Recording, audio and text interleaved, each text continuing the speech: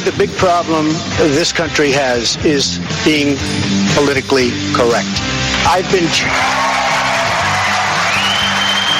been challenged by so many people, and I don't frankly have time for total political correctness. And to be honest with you, this country doesn't have time either. Yes, political correctness is out. American exceptionalism is back, ready to re-empower our republic as one nation under God by restoring our unalienable rights of life, liberty, and the pursuit of happiness. This is the Conservative Syndicate, real conservative talk from real conservatives, with your host, John Matthews. The latter-day prophet, saying against the hypocrisies of our time. And Joe Hakos. I don't give a damn what you think you are entitled to. The Conservative Syndicate is comprised of some of the most informed pundits and activists available today. Together we seek to tear down the imaginary wall of separation between church and state through education, information, and engagement on the religion of politics and the politics of religion. And now, your hosts of the nationally acclaimed, globally syndicated Conservative Syndicate, John Matthews and Joe Hakos. All right. Greetings out there all across this great republic and around the world. That time once again here at the Conservative Syndicate, real conservative talk from real conservatives. We're glad to have you with us today.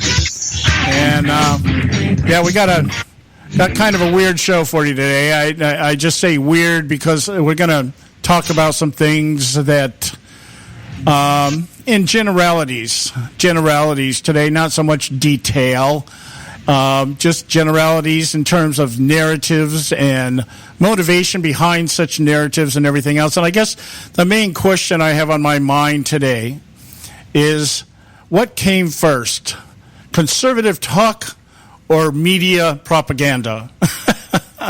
I'm not really sure. And you would think the natural process would have been what? Well, media propaganda, because it's been around forever. Yeah, absolutely. Yeah, absolutely, John. It was the rescinding of the fairness doctrine, and there you go. Talk radio took off. So that took care of all the propaganda.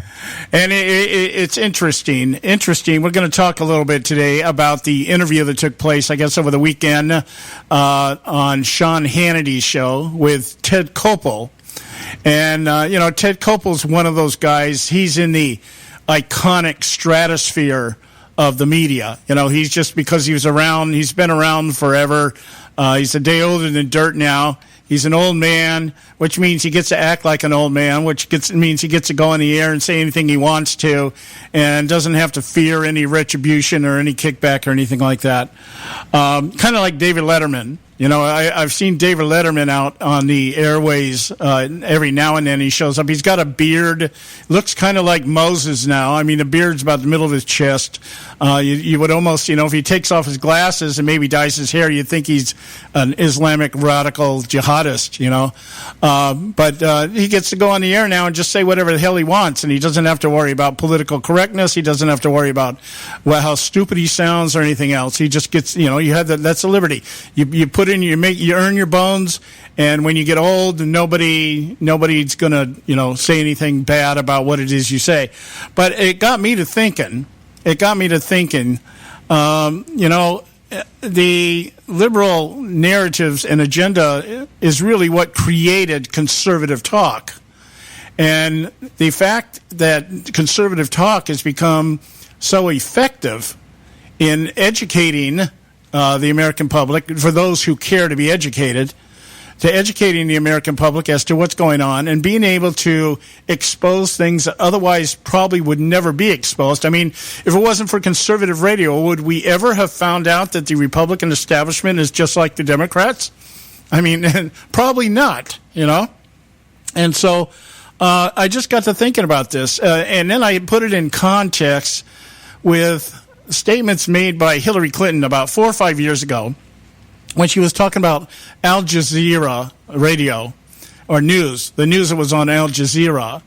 And she had made some comment about how it was really a news station because they influence people.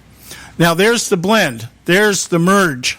There's exactly what Ted Koppel's talking about, is that news and commentary have merged together in such a way that you really can't tell the difference between one or the other anymore. Now, I happen to believe that it's intentional. I believe what happened was once the conservative talk began to come out and began to really affect mainstream thinking, that the left had to figure out, how do we deal with that? We created this monster by eliminating the fairness doctrine. How do we deal with that monster? Well, we simply use what's being said to further our narrative, and we call what we do news, and we call what they do propaganda. And it's actually, honestly speaking, it's propaganda on both sides. I have no problem being labeled a propagandist because my views are biased. I've never hid the fact that we talk on this show based on our views, and our views are biased. We are extremely conservative in our bias. And I have no problem with people accusing me of that. In no way, though, do I go out and try to project myself as an objective journalist using my ideologies and my thoughts to present them as facts. And that's really what Ted Koppel was alluding to, is that conservatives today, we're so hell-bent on ideology that we just can't see the facts. We can't see the forest for the trees. And I'm just, when I heard that, that's what kind of inspired me to say, hey, let's talk about this today. Because I don't see any facts on the left either, except what they conjure up within their own paradigm of ideology and try to present it as fact. We don't present conservatism as a fact. It's a philosophy. It's an ideology. In some degree, it's even a theology. Yeah, but the thing is, John, we'll use facts to back it up. Yeah, well, that's how we present. We present the ideology. This is the principles. This is the principle. Now, this is what's going on. This is contrary to the principle. I'm not saying that liberalism is a major sin if somebody happens to believe that collectivism is the answer to all things. I just happen to think you're dead wrong. Okay, and you're entitled to believe that if you want, but don't present it to me like it's fact. Okay, the temperature in this country has raised 1/10 of 1/100th degree in the past 40 years. Therefore, man-made climate change is responsible. That is not a fact. Okay, but you want to present it as a fact because that's what you believe. That's your ideology dictates that. But then I turn around and say, I don't believe that. And you say, well, you're just so stuck on your ideology, you're so anti-climate change that you want to ignore the facts. What facts? The facts that you present as facts? What you say is a fact? What you say that a school of scientists out there who need climate change to keep fundraising for their studies, for employment purposes, then I'm just supposed to buy into that and just say, well, it must be a fact because Bill Nye, the science guy, says so. I'm sorry. My ideology tells me you question things like this. If you can't prove it beyond a doubt, then it's not a fact. It's a theory. And last time I checked, theories were never supposed to be taken as fact. So there's this, but the whole narrative now is what? We are the ideologues. We are the ones out of touch with what's going on. We're the ones that need to be re-educated. And therefore, if we stick to our views and we deny what the other side is offering, we disagree with their opinions, what we're doing is we're bad for America. We're influencing the country to go the wrong way. And we're standing in the face of progress. And so that's kind of what I want to talk about today a little bit. We got Audrey Russo with us today. Don Dix will be coming on in the second hour. And then I want to really kind of reiterate some of the things that are going on with the health care crash and burn, the Ryan Care crash and burn. I did some reading over the weekend, had a cold all weekend, and stayed in bed and did some reading, some research. I'm getting ready to present all this. I may not do it till the middle of the week, may not do it till next week, but I've got an entire segment or series that I want to do just understanding the difference between what the Ryan Care bill is and the Obamacare bill is, because there's very little difference in terms of the overall objective. And there is a political objective to this, too, which is I will talk about a little bit today. So that's really what we got kind of lined up for you today. And we'll get back. We got to go to our break here. We'll come back. We should have Audrey Russo with us. Stay with us right here at the Conservative Syndicate. Don't go away. We're not arguing. We're explaining why we're right. The Conservative Syndicate. Real conservative talk from real conservatives.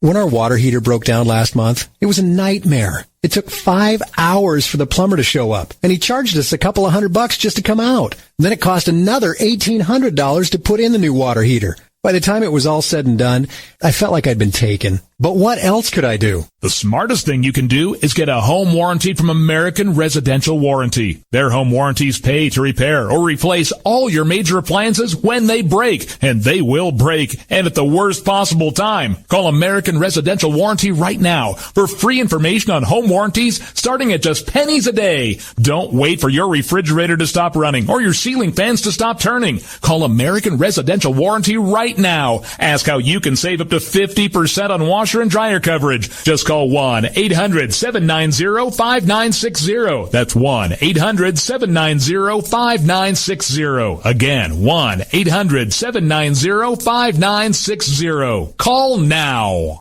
Limited time offer, 24-month commitment and credit qualification require cancellation fee, auto pay, and paperless billing and other restrictions apply. If you can't see the difference, why pay the difference? Switch to Dish for the best deal in entertainment. Only Dish brings you the best in entertainment for less than $20 a month. Cut the cable and don't get directed. Switch to Dish because at just $19.99, Dish saves you every time you turn on the TV. It's so simple. The same channels cost less with Dish. So since you can't see the difference, don't pay the difference. Switch to Dish for the best deal in entertainment. Get premium movie channels free for 3 months, starting at just $19.99. Dish saves you every time you turn on the TV. Call now to save with Dish. Dial 1-800-600-1645. That's 1-800-600-1645. The same channels for less than $20 a month. Dish. Call 1-800-600-1645 for details. Attention taxpayers. If you've received a notice from the IRS or state, do not ignore it. It's also a big mistake to try and handle your tax problem on your own. If you owe back taxes, it's a fact that the government has the power to take everything you own, including your home, business, wages, savings, and your freedom. But here's the good news. There's a special toll-free tax hotline set up especially for you. This tax hotline will tell you about new programs that are geared to help you dramatically settle, reduce, or eliminate what you owe. But you have to call now. Take down this number or put it in your cell phone. But call 866-761-0959. 1-866-761-0959. When you call, you get free information on how you can reduce or eliminate back taxes, including penalties and interest. You can also be helped if you have unfiled returns, a tax lien, wage garnishment, bank levy, or if you've been entered into a payment plan but can't make the payments. Don't make the big mistake in thinking you can ignore or handle your tax problem on your own. You can stop the collection process immediately. Call this special tax hotline today for free info at 1-866-761-0959. That's 1-866-761-0959. 1-866-761-0959.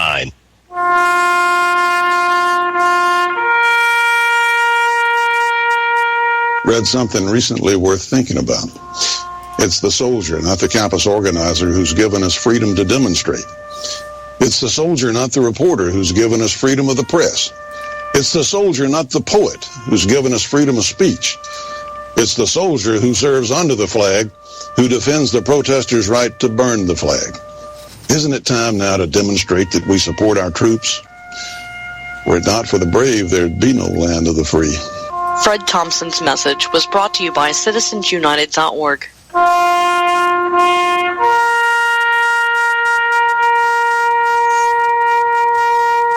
While everybody else tells you who, what, and where, we'll tell you how and why.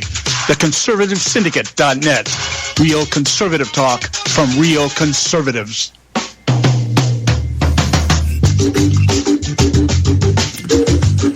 Okay, hey, we're back and we're ready to kick it into gear today. And just a little bit of a disclaimer here before we start our conversation today. If my voice goes kind of weird on you or you hear coughing and I can't avoid it, just forgive me. Still fighting off a cold here. I'm in the last strains of it, but it's the congestion's kind of kicking my butt. So would just bear with me here if I just sound a little weird today. All right. So let's get into our discussion here. As we opened up with, we've got Audrey Russo with us from Real Talk Radio, and doing her weekly segment with us. And Audrey, I really want to discuss this with you because you're not only a contributor to the show, but you're a colleague in terms of the fact that you also do Conservative Talk Radio, which is the enemy of the press, the enemy of the media, the enemy of anything progressive. And I just caught this interview with Ted Koppel on Sean Hannity over the weekend, and I was just making some light of it to the degree that, Ted Koppel's now in the old fart category, which means that he can say basically anything he wants to, and he doesn't have to worry about any kind of kickback or anything like that. And what I'd like to do is open up the segment here with the clip that is going to kind of guide us through this discussion for the next few moments. Joe, if you've got the thing queued up, why don't you go ahead and play it? This is Ted Koppel talking on Sean Hannity on Sunday. Think we're bad for America? You think I'm bad for America? Yeah.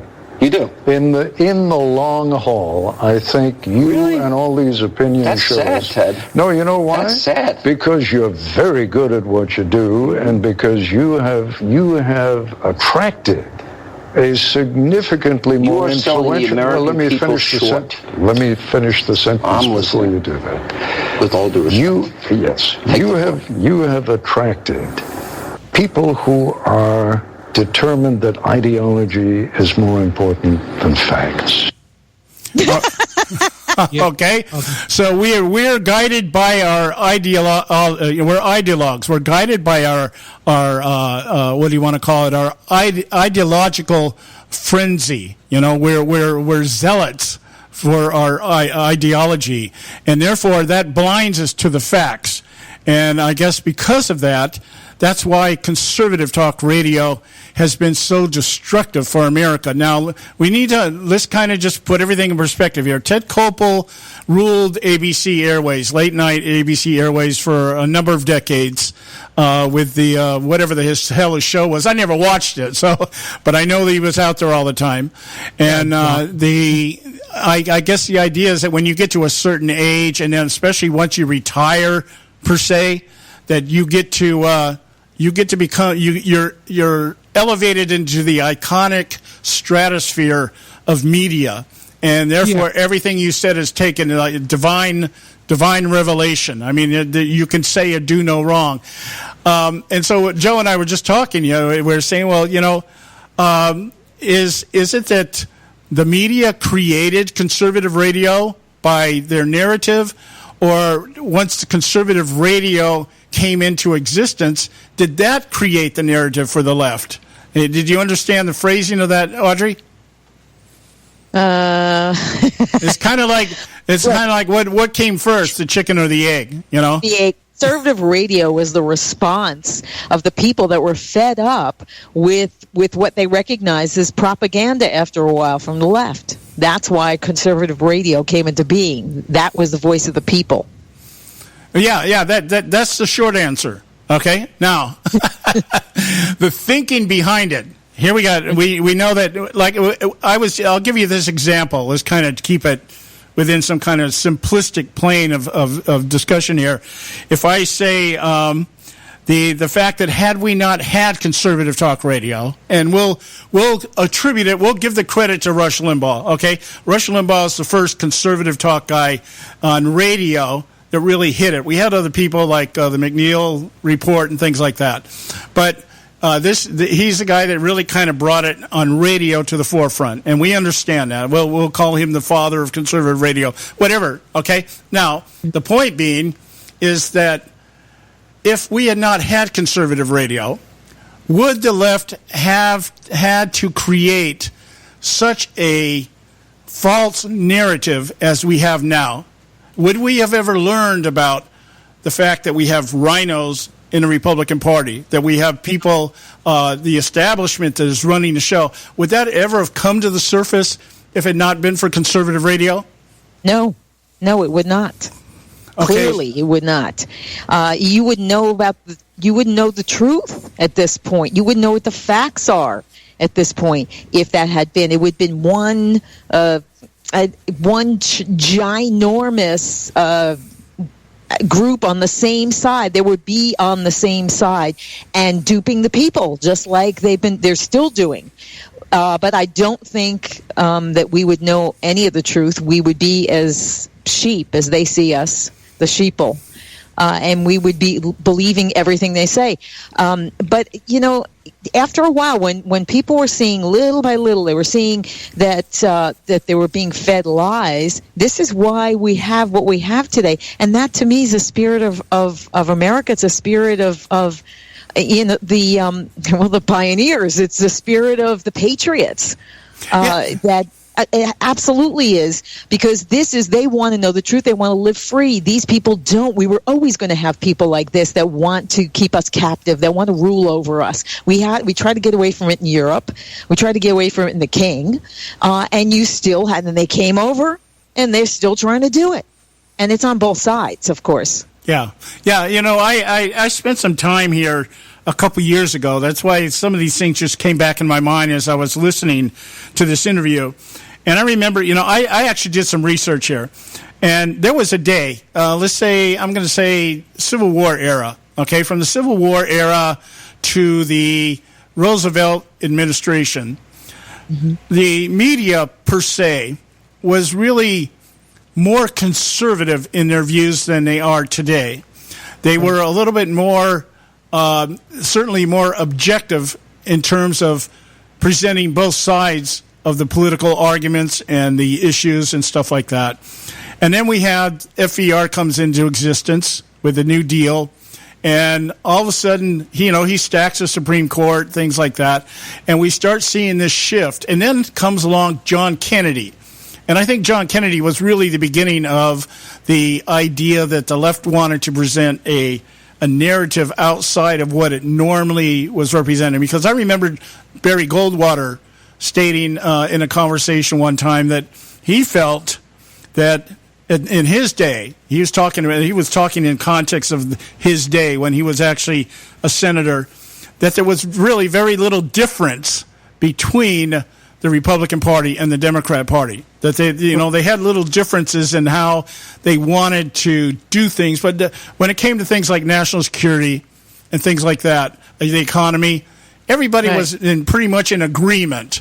You could define communism a different way, but we all knew there was communism. We all knew that was important. And so somewhere around the Kennedy era, and probably more into the LBJ era, the media shifted from being a very objective, rather conservative medium to beginning to put out the narrative, what we call the narrative today, that collectivism is the name of the game. Collectivism is the way to utopia. And I just find it fascinating that as time has progressed since then, and we saw it probably mostly in the Reagan era, that the media began to look at conservatism as the enemy of America and began to evolve into what it is today, which is just their own propaganda group.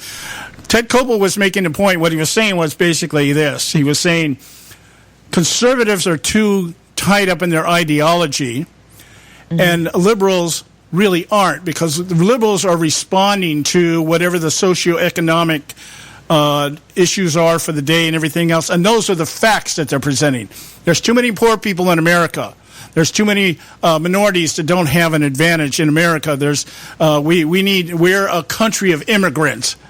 These are all facts for sure, but they're all facts that have been skewed to fit a particular narrative, which is let's expand government. Which is their ideology. Yeah. Well, Ted Koppel is stupid.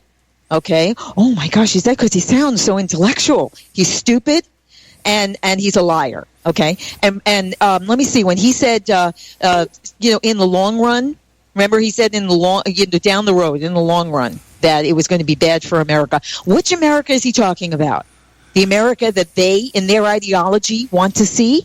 Well, then in that case, that's not America. That's their America. And yeah, it would be bad for their America. But for the America of the founders, it would be good. But they don't see it that way. This man's so they wear it like it's part of them now, their ideology. They think that they don't have an ideology. They're stupid. They do. Or they're liars. Or both. I agree with it, and you've really kind of hit the nail on the head here. Where I was actually going here is that what we're hearing today is that there are two different Americas, and the America that we espouse, which is the traditional America, everything is based on the Constitution. The adage of conservatism, which I started using last week, and I'm going to adapt it. I may put it on it may be my epitaph on my grave when I leave this world. I'll have a veteran's tombstone, right? And they give you a certain amount of words that you can put on there plus your name. And instead of saying something like father, grandfather, whatever, I'm just going to put, if in doubt, don't. Okay, because that's really what conservatism espouses. If you don't really know what you're talking about or what you're doing, don't do it. But what we have is a Republican Party today that is kind of like, well, we need to do something. And even if it's bad, we need to do something. That was the philosophy of FDR. Do something, and if you screw it up, well, okay, but at least you did something. And that's what, what's his name? Tom Poe, one of the founders of the Freedom Caucus over the weekend, left the Freedom Caucus because what? Well, we can't always say no. Why? Why can't you say no? Yeah, see, well, that just shows you some kind of weakness in that man's character, that he felt, well, we can't always say no. Well, if what they're offering is bad, you say no. What is the problem with that? Is he getting a little weak? Is he concerned about them not liking him? What did he hear something from the home front that they said that they don't like, that he said no? Yeah, well, the guys from Texas are crying out loud. What's his chances of really losing an election? But look what was happening here. The Freedom Caucus, they were the only ones that were standing up for the voters, okay? They were the only ones that cared about what was going to happen to the voters. Yeah, you're absolutely right. Yeah, they were the ones being demonized. Yeah, well, our contention was, and I think Joe and I spoke about this a lot last year during the election cycle, and even before that. I remember we had many conversations about this, that I think government is its most effective when it's not doing anything. Yeah. If they're doing something, then your wallet should be hurting. But this idea that governing means doing something, and that means we have to compromise. And I'm saying as soon as you compromise, you've lost. So it's like, Barry Goldwater said that. He said, if you're going to sit down and negotiate with somebody, you've already lost, because you're telling the other side you've got something you're willing to give up. And so if we're sitting here saying, well, we have to compromise on a health care bill, why? Why do we have to compromise on that? Why do we have to replace anything? Why can't we go back? I mean, the country up until 2009, we didn't have government involved this much into our health care system. And it's like, why all of a sudden?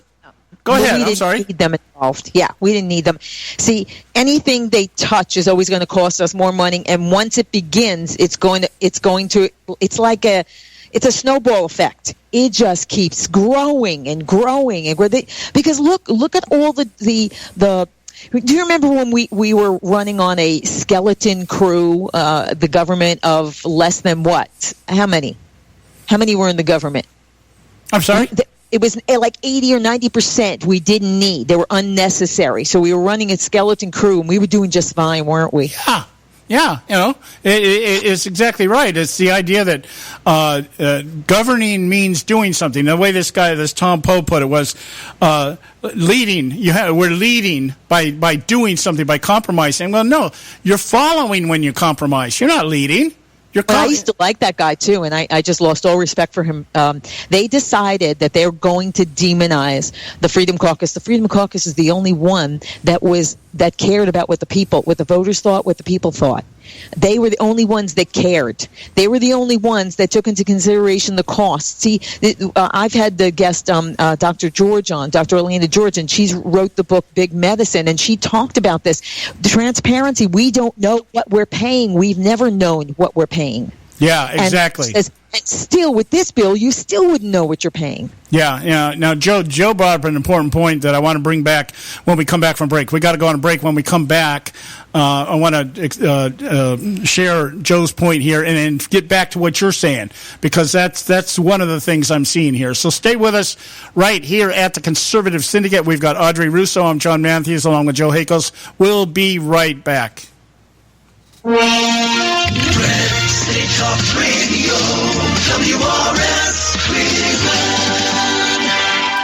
Red State Talk Radio is now available as a voice command on your Amazon Echo and Echo Dot by simply saying, Alexa, play Red State Talk Radio. Red State Talk Radio on TuneIn. Are you behind on your taxes? The IRS is the largest and most aggressive collection agency in the world, and they can seize your bank account, garnish your paycheck, close your business, and file criminal charges. Tax Mediation Services is accredited by the Better Business Bureau. Our team of tax attorneys and enrolled agents can stop collections and get you protected. If you owe over $10,000 in back taxes or have unfiled tax returns, call now for a free case review and a price protection guaranteed quote at 800-790-4294. 800-790-4294. You know, sometimes when you compare prices on products, you think to yourself, what difference does it make? The rates are all about the same anyway. But sometimes the rates are very different. Let me give you an example where there's a huge difference in pricing between companies. Vehicle protection plans. Look, if your car is 4 years or older, having a vehicle protection plan is a no-brainer. The trick is not to overpay for it. Here are the facts. The average price of a vehicle protection plan is $2,800, while the price of a TOCO warranty vehicle protection plan for most vehicles is just $1,500. The average down payment on a vehicle protection plan is $299. With TOCO warranty, there's no down payment. The average monthly payment on a vehicle protection plan is more than $160 a month. With TOCO, the average monthly payment is just $49. To get a highly rated vehicle protection plan at a great low rate, call TOCO Warranty at 1-800-987-1519. That's 1-800-987-1519. Terms and conditions apply. Hey, this is Leonora Cravota from Red State Talk Radio for MyPillow. I used to have trouble sleeping. MyPillow changed all that. I now fall asleep within moments of my head touching my pillow. That's how comfortable MyPillow is with its patented interlocking fill. MyPillow stays cool and does not go flat. Plus, it's machine washable and dryable. MyPillow has a 10-year warranty and a 60-day comfort guarantee. MyPillow is also the official pillow of the National Sleep Foundation, and it's made right here in the USA. MyPillow is now offering Red State Talk Radio listeners a 4-pack special with 2 premium standard or queen pillows and 2 go anywhere pillows. That's 4 pillows for the price of 1. To take advantage of this special offer, call 1-800-961-9194 and ask for promo code RedState. That's 1-800-961-9194. Promo code RedState. Put sleepless nights behind you with MyPillow, the most comfortable pillow you will ever own. For the best night's sleep in the whole wide world, visit MyPillow.com. If you've got joint pain, let me ask you a question. Would you like a high-quality knee, back, shoulder, or ankle brace at little or no cost? But just in case your reception isn't great, let me ask you again. Would you like a pain-relieving knee, back, shoulder, or ankle brace at little or no cost?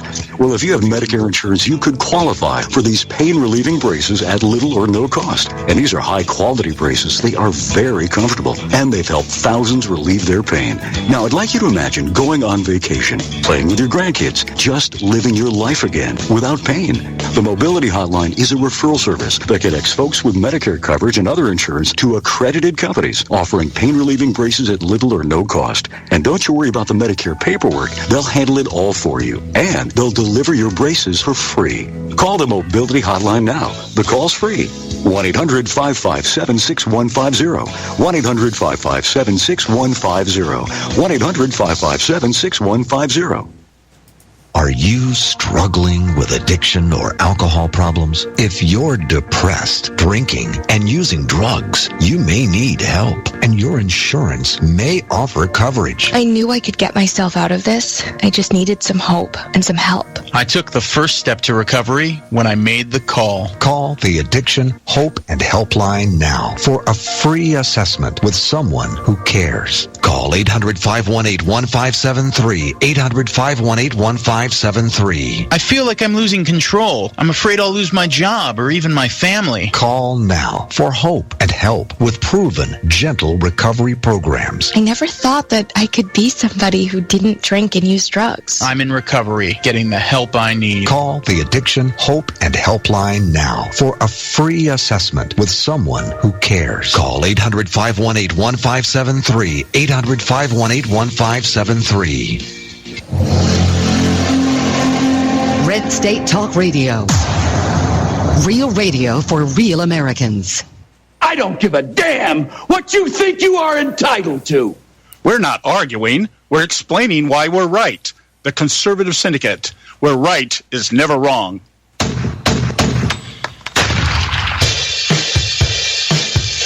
All right. We're back. This is the Conservative Syndicate.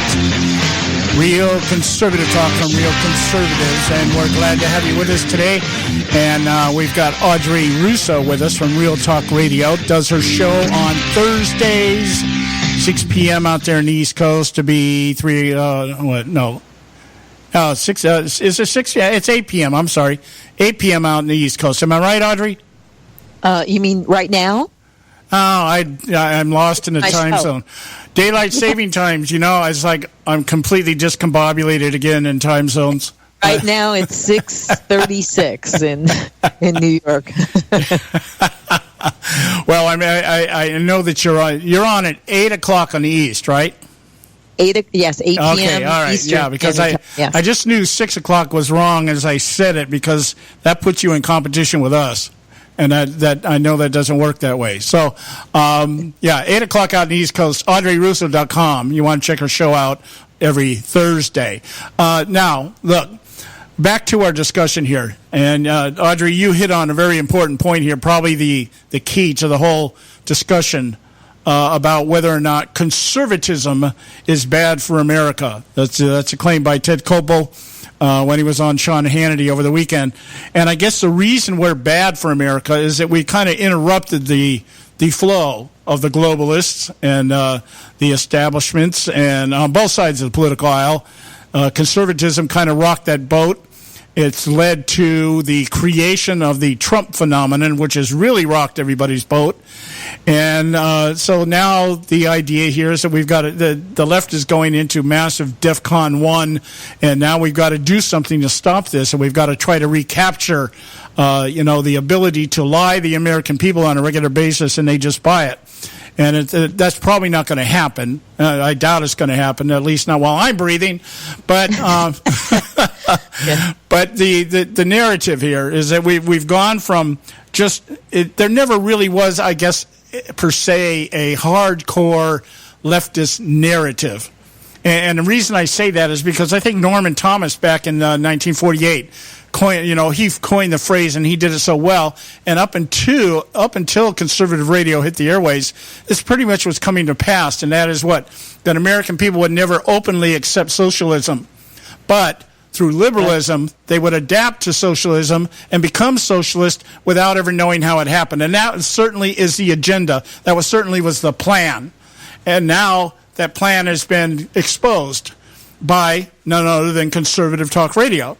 So, you agree with me there, right? What? Yeah, absolutely. Okay. This is, a great one great author and a friend of mine is Trevor Loudon. You can check out his work. He has 2 volumes, but the volume right now, he has a documentary out on it, actually a feature. So I would check that out because it's The Enemies Within. That talks about what we have right now in Congress, the communists that we have in there. This is not some kind of joke. This is serious. And they figured exactly what you said. We would not accept socialism, because socialism is just a stepping stone to communism. Because eventually, socialism, you run out of the money, then the iron fist comes. So socialism is the same as communism. It's just communism light, and it leads you right into communism. This is their world. This is their ideology, but it's not even two Americas. It's not America. Their ideology does not match up with anything that is America, that the founders started. What we believe in, what we're protecting, what we're standing up for, is America. Mm-hmm. And this is what they hate, because, yes, we just caused an interruption. We're a ginormous speed bump, but they're not going to be able to get over it. Yeah, I agree. I agree 100%, because what we've got, and like I said, the twisted narrative that's being presented today. For instance, the idea that here's what we get on immigration reform all the time: America is a nation of immigrants. Okay? Oh no, I was born here. I'm not an immigrant. Okay. Were you born here? Yeah. Well, but see, the premise. Say that. The premise of that, what you say, our ideology as conservatives, that's what we say. We say, well, we may have descended from immigrants, but we are not immigrants. We are born citizens. This is our nation, our republic, our country. We were born here. We own it. Okay? So that's a lot different than saying, okay, I'm coming over here on the boat. All right? Now, yeah. But the idea, the narrative that the left puts out there is what? Okay, we are a nation of immigrants. In fact, the leftist premise is that America was founded by illegal immigrants. All right? Oh my gosh! That is the premise. If you get into the hardcore narrative of the left, that's what it is. Why? Because we came over here uninvited. We didn't go through INS with the Indians. We weren't granted citizenship here, and not only that, we took everything away from the Indians. Okay, so that feeds into the other narrative, which is what? America has become the nation that it has on the backs of other nations. We go out and take everything that everybody's got. No, yeah.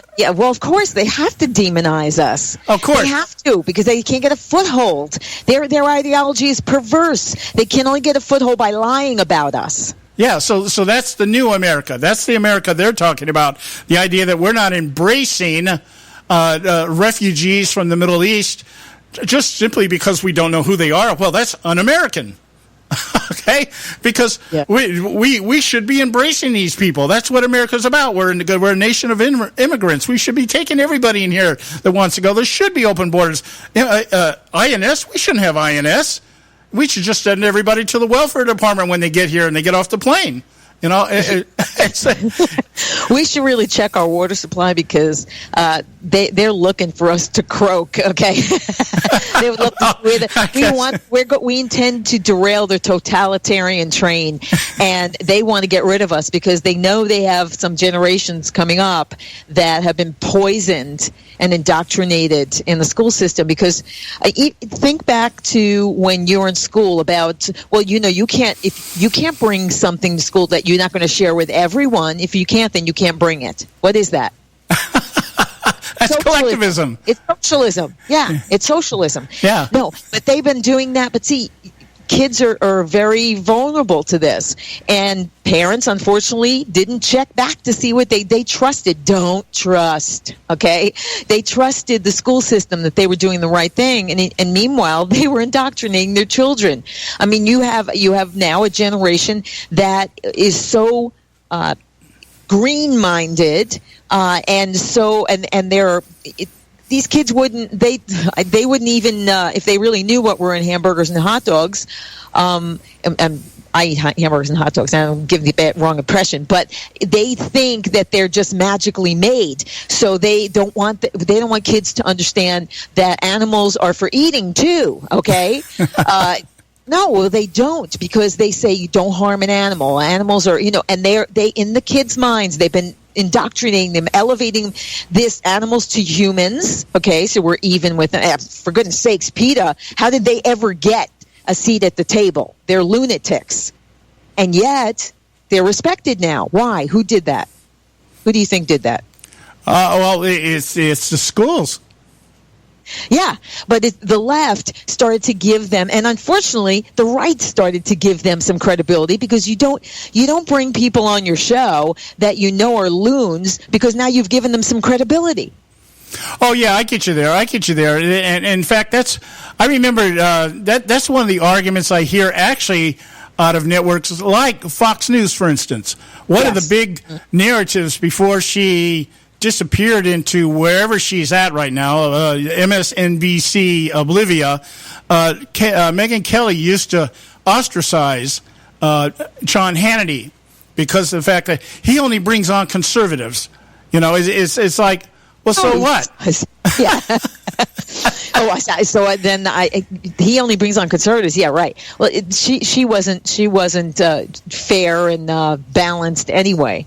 It's one thing to bring on somebody that has a different opinion. It's another thing to bring on lunatic ideologues like PETA. PETA are nuts. They're out of their minds because they see animals the same as humans. Okay, and that's not reality. They're not. Yeah, I get it. That's one of the things that I often talk about. You know, I don't mind. I don't mind. Go ahead. They, for goodness sake, they equate mice with us and rats with us. Well, so you can't have that. That's not legitimate difference of opinion. Yeah, you're absolutely right. Absolutely right. I've never been against bringing liberals on this show. We've had a few on, very few, because I've been able to find very few that can actually articulate what they believe in a way that you can say, so that you can at least you can say, okay, I understand why you believe the way you believe. Now, I don't agree with you, but most of them I talk to is like, you're bat-crat crazy. I can never sit here and try to debate something like this, because the premise of it and the foundation on what's it's being laid is just completely out there. It's give me an articulate argument. I actually had a guy on Facebook who was going to come on the show here. We were bouncing back and forth over, I forget what the thread was, and he was dead wrong. He was wrong as the day was long, but he was articulate in his views, and he did not attack. He just, this is what I think. This is why I think. And this is why I disagree with what you're saying. That kind of thing. I thought, man, I'd like to have you come on the show. He says, well, okay, I'll venture into the wolf's den. And yet he hasn't shown up yet. So we'll see. We got to go to a break here. Short break here with Audrey Russo, Joe Hakos, and myself. Stay with us right here at the Conservative Syndicate. We'll be right back. There is an old saying, children should be seen but not heard. At no time is this more apparent than when politicians speak. The ConservativeSyndicate.net, the adult in the room.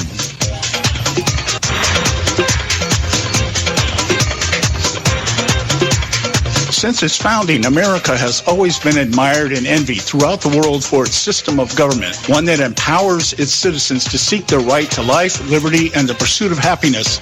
No other country or nation in history has benefited from its diversity, simply due to the opportunities available to anyone from anywhere. But there have been and are those who envy our freedom for a very different reason. And today we find ourselves as never before being threatened by this formidable foe intent on our destruction. For this reason, Act for America exists. Act for America is the nation's largest nonprofit, nonpartisan, grassroots national security organization with over 300,000 members and 1,000 chapters focused on educating, engaging, and mobilizing citizens and elected officials to impact legislative outcomes to protect America against terrorism both here and abroad. As a result, our network has driven the education process toward the successful passage of 43 bills in 22 states. We continue to expand our nationwide volunteer chapter network, training citizens to recognize and help prevent criminal activity and terrorism in the United States while preserving the civil liberties protected by the United States Constitution. To find out more, check us out at actforamerica.org. That's actforamerica.org.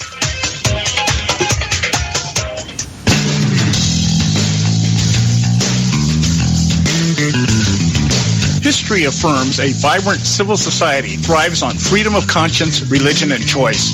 Any society absent these qualities stifles individual responsibility and accountability, thus enslaving its people by denying them the potential for goodness, creativity, and altruism. To that extent, oppression, coercion, and totalitarianism are multiplied exponentially. To counter such outcomes, the American Freedom Alliance was formed. The AFA is a nonpartisan, non-aligned movement which promotes, defends, and upholds Western values and ideals. The Alliance strives to build an international coalition of citizens of the West who together promote and protect moral values, democracy, and freedom. To find out more and become part of this valuable asset in the preservation of freedom and all its rewards, contact us at AmericanFreedomAlliance.org. That's AmericanFreedomAlliance.org. Let freedom ring. Middle America doesn't have an anger problem. It's got an idiot problem. The Conservative Syndicate, doing our part to eradicate the disease of idiocracy.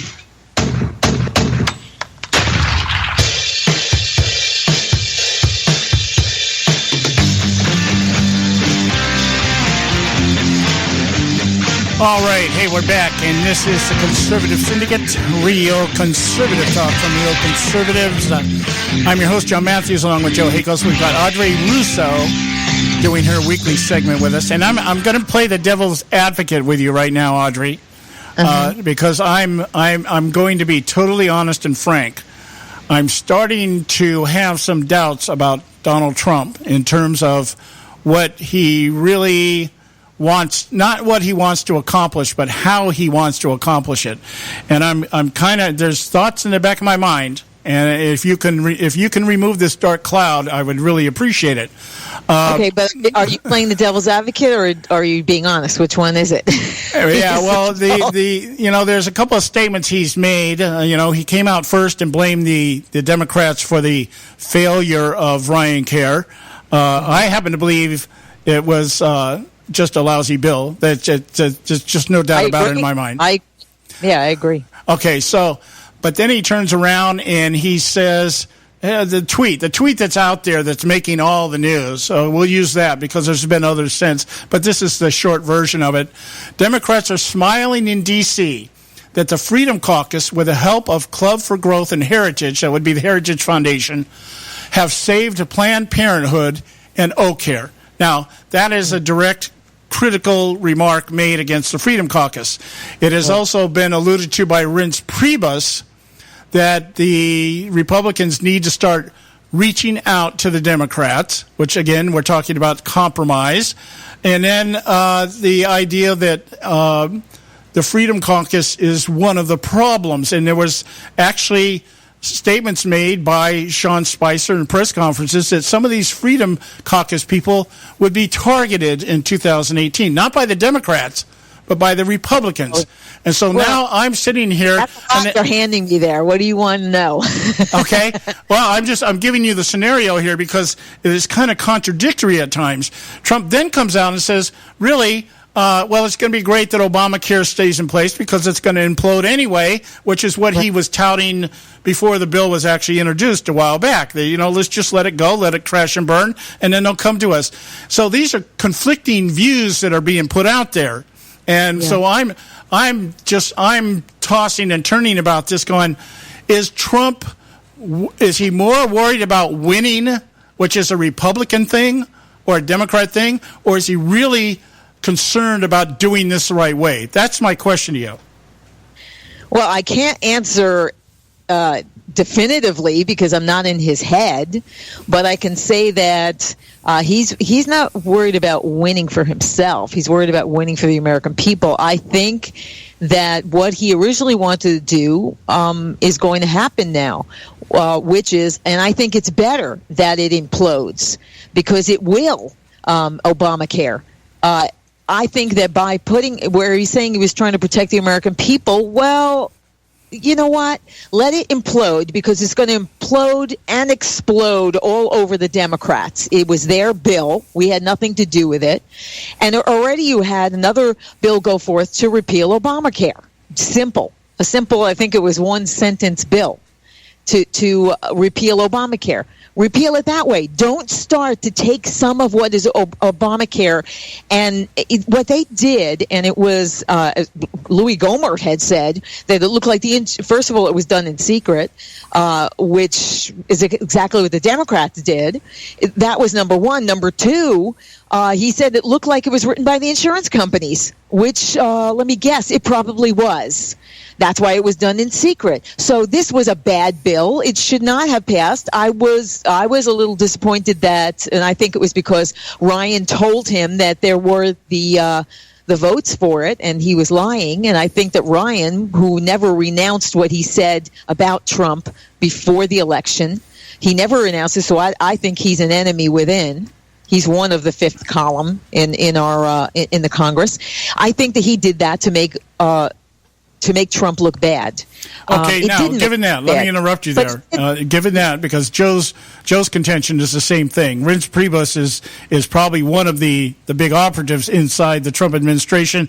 Either Trump doesn't know it or he's choosing to ignore it. But my point is, just based on everything you said, why would Trump have supported this thing to begin with? Why would he have? I don't, like I said, I don't know what he knew about the bill. I think that he was going on what Ryan had told him, and Ryan's a liar. Well, that's not cool. That's not the way to do things. No, of course not. But this was he took the wrong advice, in my opinion, from Ryan to make this first. This was a bad thing to do first. You should have done taxes first, because guess what? April 15th is coming, and that would have been something that really would have given some relief to the American people to know that after they're paying their taxes next time, it's going to be better. That would have been first. Second should be immigration. This shouldn't have been the first thing on the docket. But this was Ryan that suggested this. Yeah, you know what? He is one piece of work, and I hope that Wisconsin, again, is setting up who is going to oppose him in the primaries in 2018. Well, here's the deal. If this is the way, if we look at this thing, we've been able to track a couple of mistakes that Trump has made even before he actually stepped into office.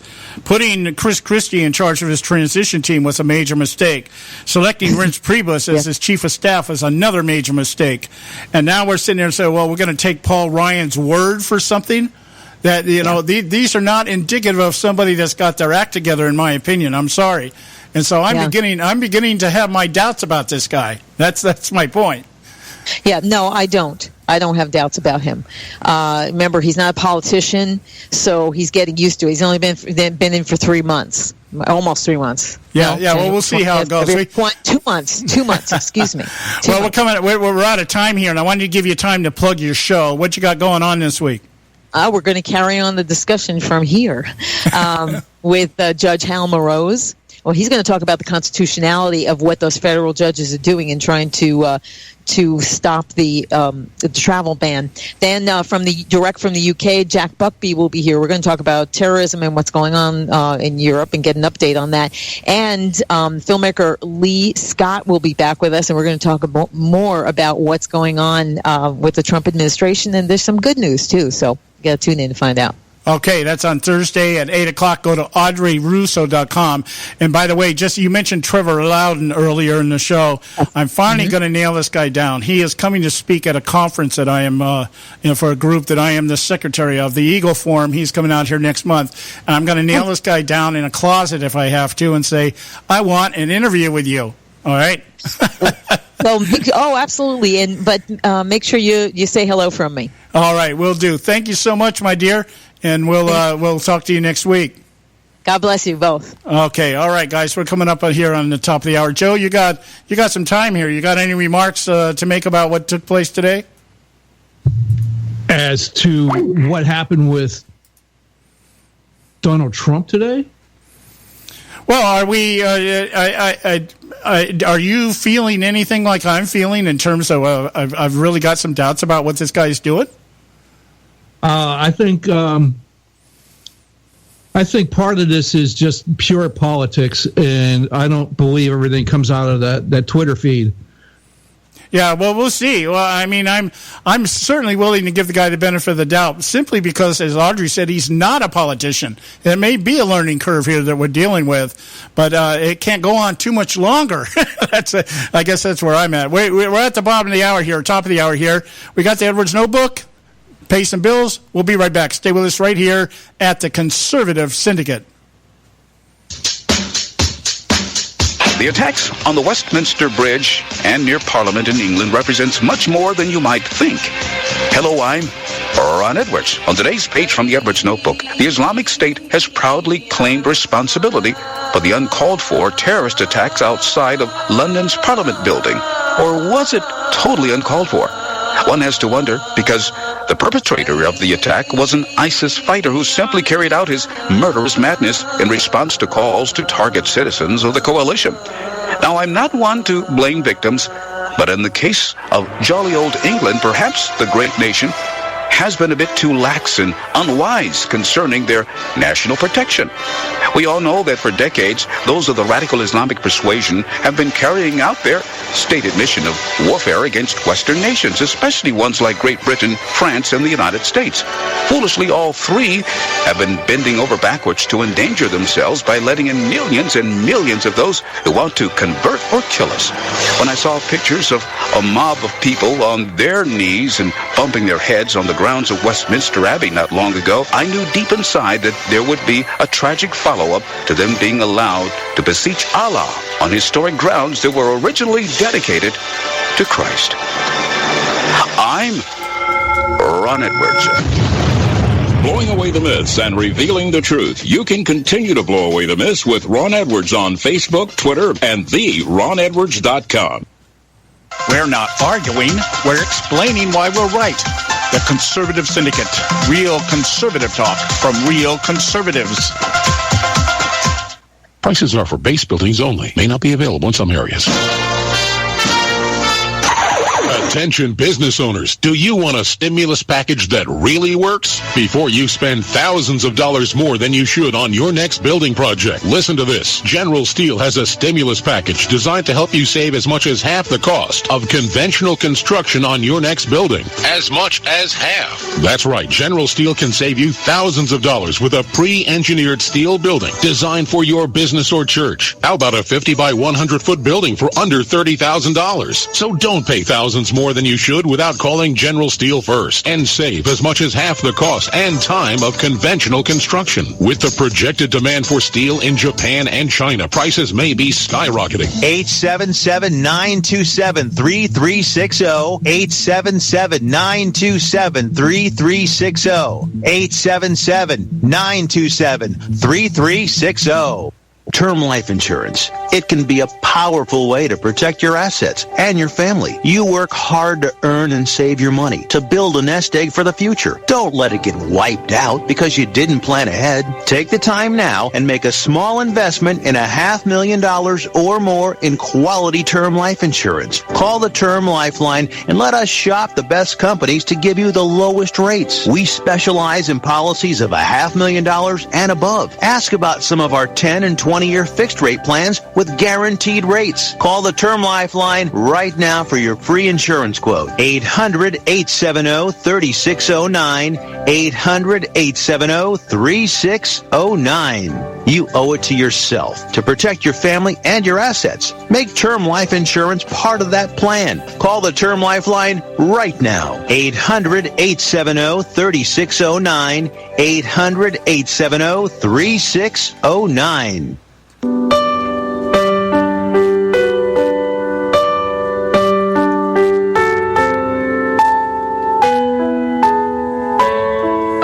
Hey folks, John Matthews here from the nationally acclaimed, globally syndicated, the Conservative Syndicate. The debate regarding who should be accredited with defining insanity as doing the same thing over and over again and expecting different results lends to its own insanity. Whether Albert Einstein, Ben Franklin, or Rita Mae Brown coined the adage or not, its meaning is as true as the fact the sun will rise and set tomorrow. In much the same fashion, citizens across our great republic today are debating whether or not it is time to change course regarding the accepted established norms of our political system. Is it time to create a new party or continue to expect different results after electing the same people keeping our current system? Partisanship, corruption, and the desire to maintain power for the sake of power by those we elect, reinforced by decades of empty promises trotted out each election cycle but never fulfilled, has left America frustrated, angry, and rebellious to degrees not seen since the Civil War.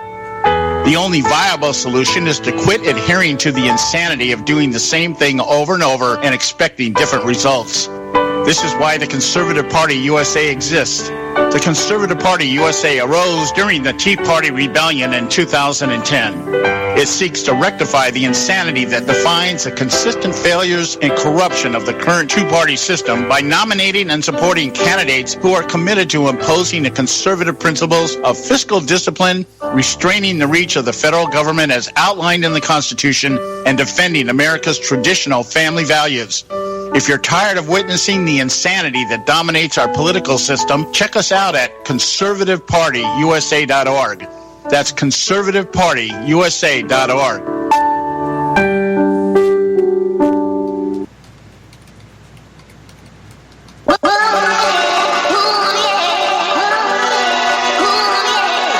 You can catch all our archives at theconservativesyndicate.net. The Conservative Syndicate, real conservative talk from real conservatives.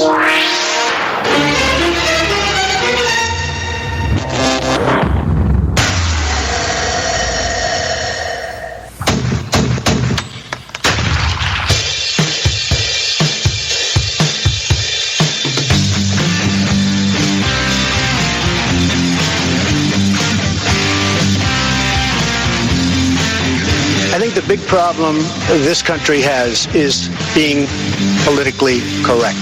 I've been challenged by so many people, and I don't frankly have time for total political correctness. And to be honest with you, this country doesn't have time either. Yes, political correctness is out. American exceptionalism is back, ready to re-empower our republic as one nation under God by restoring our unalienable rights of life, liberty, and the pursuit of happiness. This is the Conservative Syndicate, real conservative talk from real conservatives, with your host, John Matthews. The latter-day prophet, baying against the hypocrisies of our time. And Joe Hakos. I don't give a damn what you think you are entitled to. The Conservative Syndicate is comprised of some of the most informed pundits and activists available today. Together we seek to tear down the imaginary wall of separation between church and state through education, information, and engagement on the religion of politics and the politics of religion.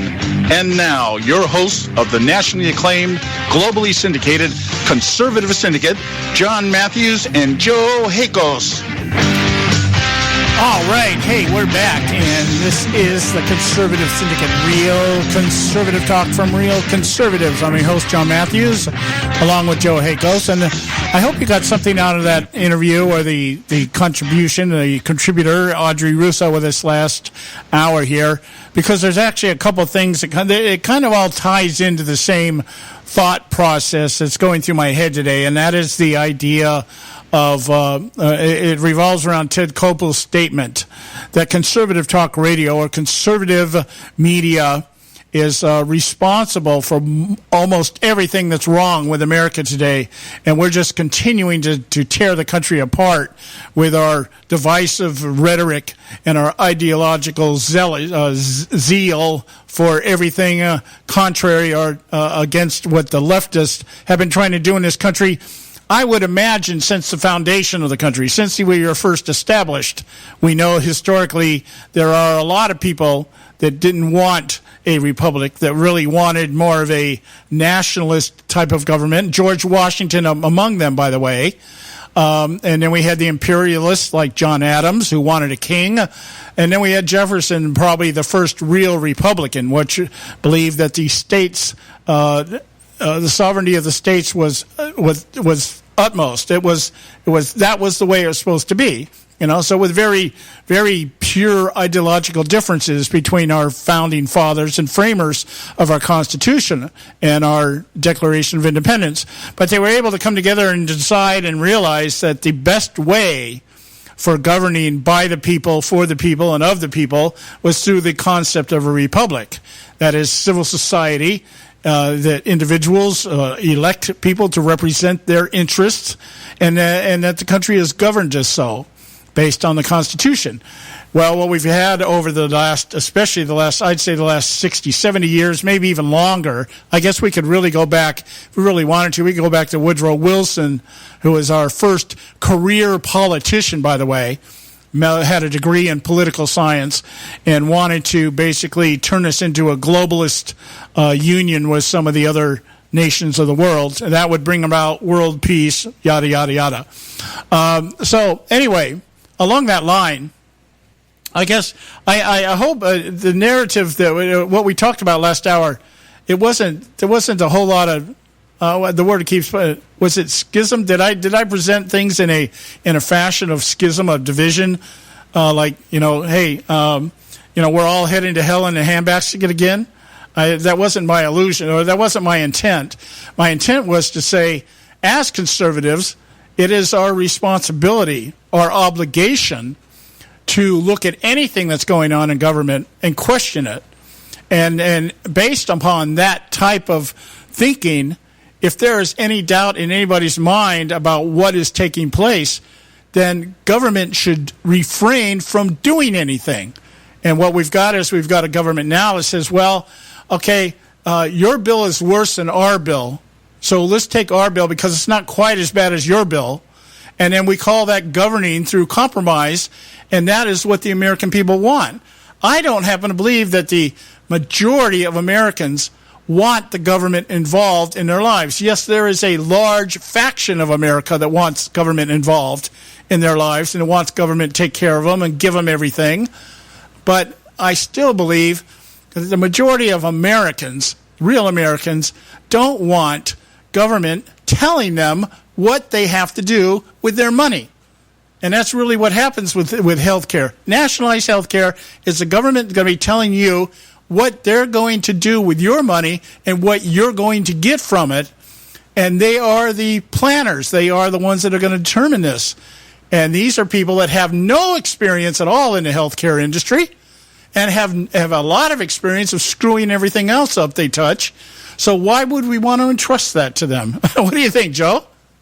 I think absolutely. Why would you want the government and trust the government doing it? Look at government. The government is running our educational system. And I don't care what people say. We've spent so much money. We ought to have floating brains running the world right now with the amount of money we spent on our educational system. But yet we got people out there that can't even tell you what day of the week it is. Oh, I know. Well, that was one of the things. I'm glad you brought that up, Joe. I'm glad you said exactly what you said here. I was looking at, there's an article here written by a guy named Paul Farhi, and I forget where he came out of here. I think this was out of, I don't know. I'd have to look it up. It might have been somebody like the Business Insider. His contention is, he was defending Ted Koppel. And his contention is that people don't understand the difference between the editorial page and the front page between a commentator or a pundit. And so, therefore, having something like Conservative Talk Radio, or even something like MSNBC, he makes the comparison. Election night, you had Brian Williams there as a news reporter. You had Rachel Maddow there as a commentator. He said, by doing this, the average American doesn't even understand who's telling the truth. See, I get sick and tired of people saying things like, Americans just don't get it. We're not smart enough to understand any of this stuff. If that was the case, we wouldn't have conservative radio because we'd all be just as dumb as the liberals. Does that make sense? Oh yeah, conservative radio would never. It would die. It would just wither away and die. You know what? If you want to see what these people really want, I think basically right now, let's just send it and just do a government paid for. I'll use my tax dollars to send them there. Send them to Venezuela right now. Send it to Venezuela. I mean, there's a documentary out there with a guy out there in the middle of the night in the city, and he's out there with a stick. He's hungry, and he's hunting rats and pigeons and anything else he could hit with a stick because he's hungry. That's socialism. Right. That's what brings you to that. And is the high and mighty government there? No. They're having fun. They're eating whatever they want. But what happened there? Venezuelans did that to themselves. They voted for it. That's what you're going to have. Yep. Go ahead and vote for that. I often point to what I see over in the Philippines. I see this firsthand when I'm over there, what democratic socialism actually looks like and how it functions. And I'm telling you, people, it's not a good thing. It is not a good thing. When the average wage earner, I've got 2 grandsons that go out and work construction 12, 14, 16 hours a day and come home with $4 or $5 in their pocket. No, this isn't how it's supposed to be, guys. This is not good for the economy. It's not good for the people. It's not good for anything but the people that own the warehouse. All right. So, hey, look, it's our break time here. We're actually over here. We're waiting for Don Dix. He's stuck in a traffic accident. He says he'll be in about 5 minutes. So I let it run over a little bit. Let's go to a commercial. When we come back, we'll continue right here at the Conservative Syndicate. Don't go away. You're listening to the Strident Conservative. We're on a mission from God. Hello, America. This is David Leach, the Strident Conservative. WWJD. What would Jesus do? This simple message, often found on wristbands and T-shirts, has been a reminder to believers to rely on Jesus to guide and direct their paths. As a born-again Christian for many years, I've often asked the WWJD question when faced with making a decision that carries potentially serious ethical and or spiritual repercussions. Sometimes, for reasons I haven't always understood, the answer didn't come to me, but thanks to the governor of California, I may have finally discovered why. You see, I always thought the J in WWJD stood for Jesus, but as it turns out, I think it stands for Jerry. That's right. The part-time Catholic/Zen Buddhist and full-time left-wing wacko knows exactly what Christians should do, at least when it comes to illegal immigration. In an interview on Meet the Press this past weekend, JB told Chuck Todd that building a wall and deporting illegals is unchristian. Quote, I thought we had to treat the least of these as we treat the Lord, so I hope Trump would reconnect with some of his conservative evangelicals, and they'll tell him that these are human beings and they're children of God. They should be treated that way. End quote. I completely see his point. After all, as governor of the state that leads the nation in murdering the unborn, he most certainly knows how to treat the least of these. And let's not forget the pro-LGBT indoctrination of California's children. I wonder if Jerry is familiar with the story of Nehemiah, the man who was called by God to rebuild the wall surrounding Jerusalem that had been destroyed during the Babylonian exile of the Jews around 445 BC. Maybe Nehemiah was just another conservative evangelical. If you have a comment on this topic, visit stridentconservative.com. And if you're into social media, give us a like on Facebook or follow us on Twitter.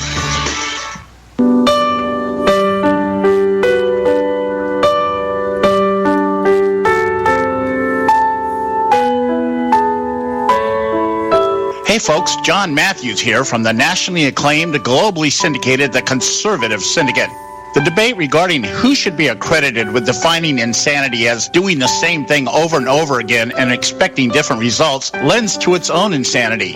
Whether Albert Einstein, Ben Franklin, or Rita Mae Brown coined the adage or not, its meaning is as true as the fact the sun will rise and set tomorrow.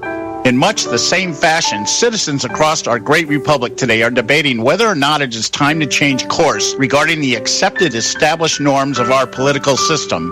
Is it time to create a new party or continue to expect different results after electing the same people keeping our current system?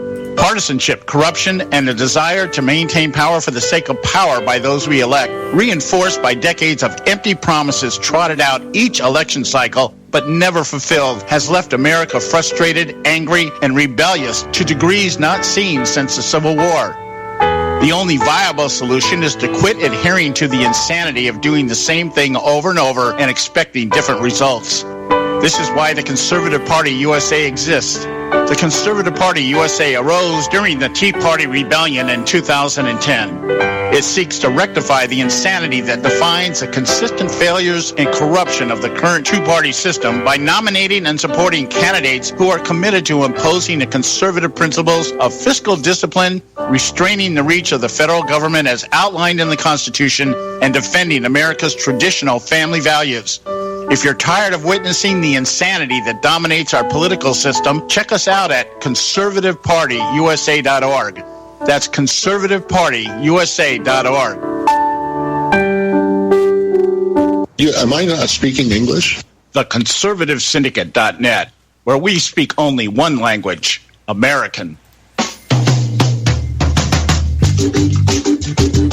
All right. Hey, we're back, and this is the Conservative Syndicate, real conservative talk from Real Conservatives. I'm your host, John Matthews, along with Joe Hakos, and we should have Don Dix with us. Are you there, Don? I am. Do you copy? All right. Glad you made it. Glad you made it in here, man. Isn't it great driving freeways in California in rush hour? Well, it is a bit of a game. You never know whether you're going to get someplace on time or not, so you've always got to leave that cushion. And but it's part of what we have to sacrifice in order to have such a great place to live. Yeah. Well, I wish there were more protests by illegal immigrants, because whenever they're protesting, the freeways are always clear. Well. And then there's that, John, and then there's that. Yes.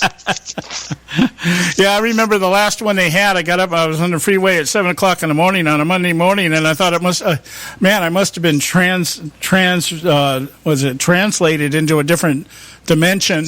It was like Christmas morning. Wow, this is great. Nobody's on the freeway. So or transported. Yeah. Well, translated. I like to use a spiritual term, but Oh, okay. All right, I get it. All right. Before we get into the discussion we've been carrying on here about the interview that took place with Ted Koppel and Sean Hannity over the weekend as to whether or not conservative talk radio is bad for America. That was the statement that was made by Ted Koppel, because we're too good at what we do. And so what we've done is we've attracted ideologues, zealots that are hooked on their ideology. And that basically what it is that we base our beliefs and everything on ideology and not facts. Now, I'm not sure what Ted Koppel, how he determines what facts are. But before we get into that, I wanted to bring up the Trump rally here, because you and I had spoken briefly about it during the week. The Trump rally out here last Saturday, in which there was assaults made by 30 anti-Trump protesters out there, all wearing black and using pepper spray and things like that. And I think it was about 2,000 Trump supporters, from what I understand. They met in the street, and the anti-Trump people lost the battle. But I'm wondering how, or if, or should this type of activity from this Resist Trump movement, when is the law, when is somebody going to step into these people and say, the First Amendment means peaceful assembly, not coming out and doing whatever the hell you want to do to assault people and calling that freedom of speech? That's what really it's not that these guys are against Trump. It's this tendency to violence that has really got me kind of, what are we going to do about these people? Well, what are we going to do about them? I say we just hold more Trump rallies and let these people come out and do what they're going to do, show them for who they are, continue to splash that all across, conservative media, because for sure it doesn't get a proper representation in the liberal media. I mean, you look at the headlines of anything from like the LA Times, and they bend over backwards to create a headline it's as benign and non-accusatory as possible to the left. In fact, they almost leave the left out and say violence erupts at a Tea Party rally, at a Trump rally, like it's almost a foregone conclusion that's going to happen. So, I'm all for this. I'm all for people like Ted Koppel doing and saying the things they're going to say. As the more they do this, the more it documents who the left is, what their agenda is, what they're willing to stoop to, how corrupt they are, how progressive, left-leaning Marxist and socialist they are.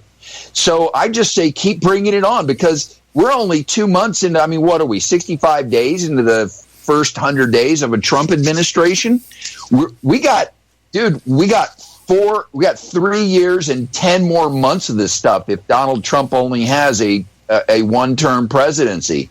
And I say bring it on, because the more that they do this, the more they act out, the more they show who they are, it does a couple of things. First of all, it gets more and more conservatives off the couch who are finally beginning to understand that article that was put in Front Page Magazine by, I'm looking it up real quick because I can't remember the guy's name, but the title of it is Civil War.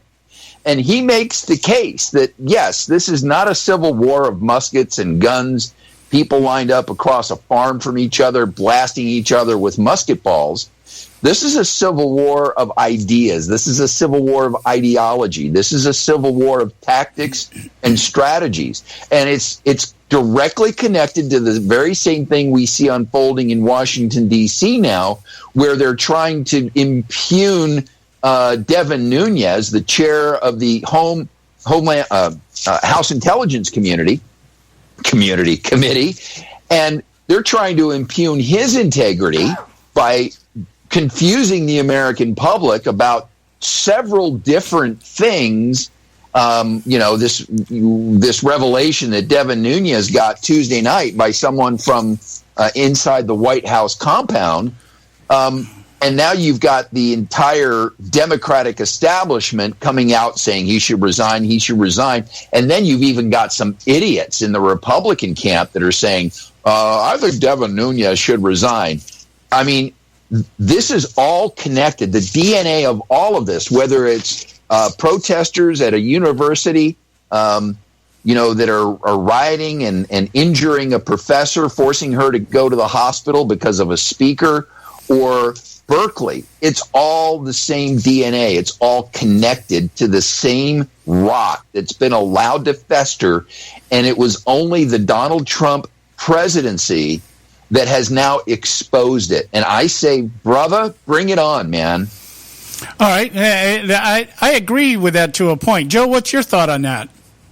Well, yeah, Don's right. This is the same thing going on. These are people that were down in Huntington Beach are the same people that were up in Berkeley. They travel around. They've got an entire website dedicated to, hey, here's what's going to happen. We need to show up and we need to cause this. Now, what I'd like to see is this attorney general we have, supposedly for law and order, come down and actually force law and order on these people, because I, for one, am sick and tired of it, because this is only going to end when someone's dead. And is that what we really need, to have people die for this kind of crap? Because that's what they're looking for.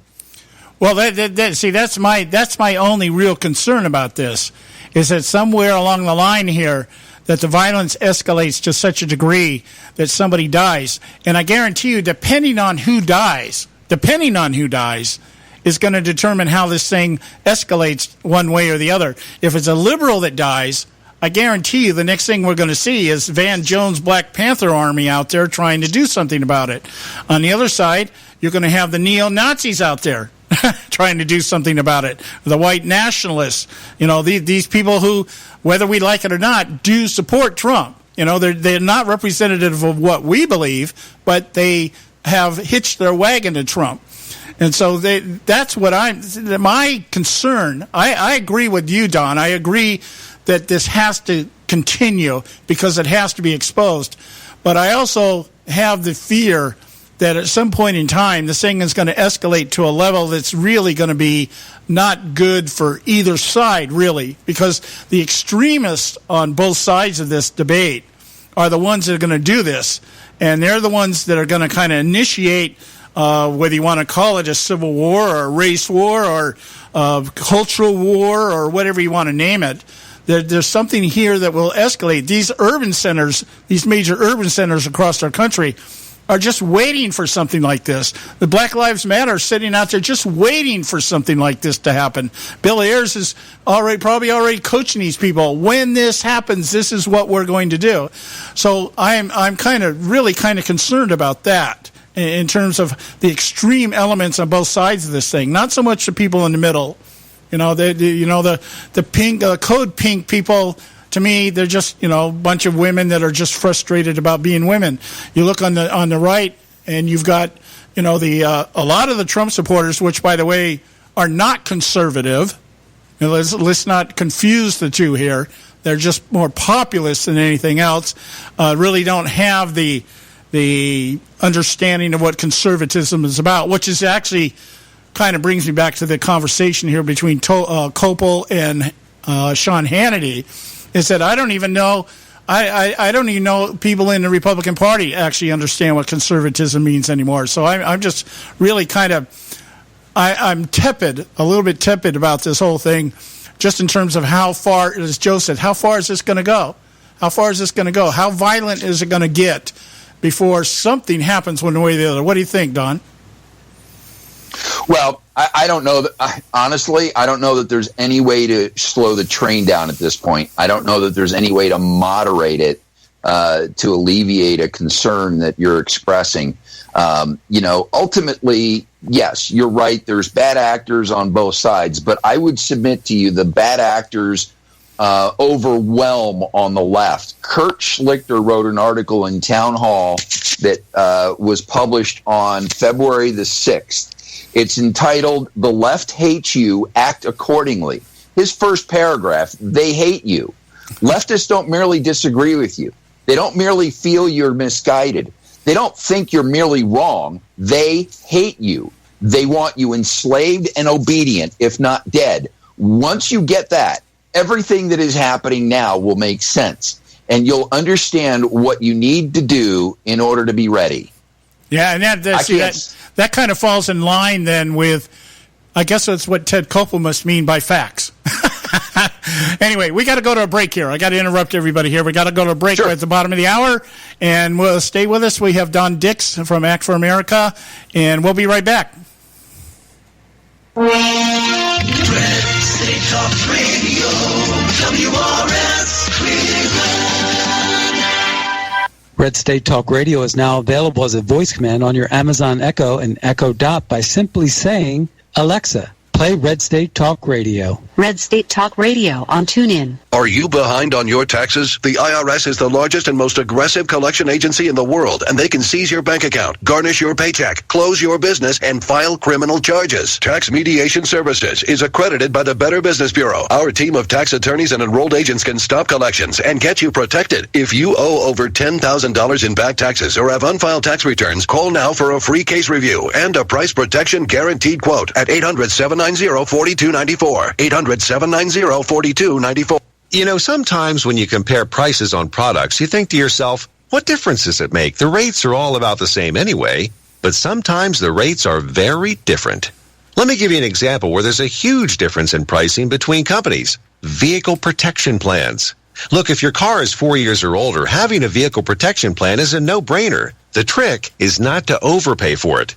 Here are the facts. The average price of a vehicle protection plan is $2,800, while the price of a TOCO warranty vehicle protection plan for most vehicles is just $1,500. The average down payment on a vehicle protection plan is $299. With TOCO warranty, there's no down payment. The average monthly payment on a vehicle protection plan is more than $160 a month. With TOCO, the average monthly payment is just $49. To get a highly rated vehicle protection plan at a great low rate, call TOCO Warranty at 1-800-987-1519. That's 1-800-987-1519. Terms and conditions apply.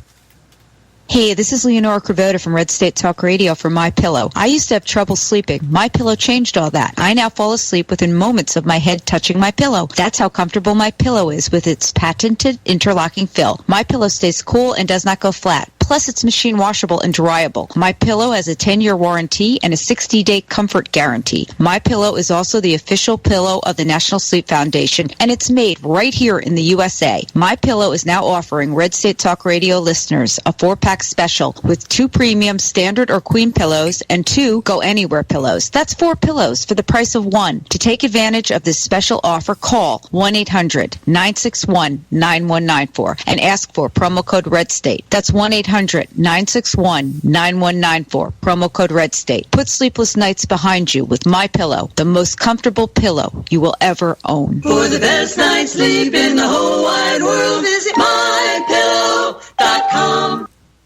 If you've got joint pain, let me ask you a question. Would you like a high-quality knee, back, shoulder, or ankle brace at little or no cost? But just in case your reception isn't great, let me ask you again. Would you like a pain-relieving knee, back, shoulder, or ankle brace at little or no cost? Well, if you have Medicare insurance, you could qualify for these pain-relieving braces at little or no cost. And these are high-quality braces. They are very comfortable, and they've helped thousands relieve their pain. Now, I'd like you to imagine going on vacation, playing with your grandkids, just living your life again without pain. The Mobility Hotline is a referral service that connects folks with Medicare coverage and other insurance to accredited companies offering pain-relieving braces at little or no cost. And don't you worry about the Medicare paperwork. They'll handle it all for you. And they'll deliver your braces for free. Call the Mobility Hotline now. The call's free. 1-800-557-6150. 1-800-557-6150. 1-800-557-6150.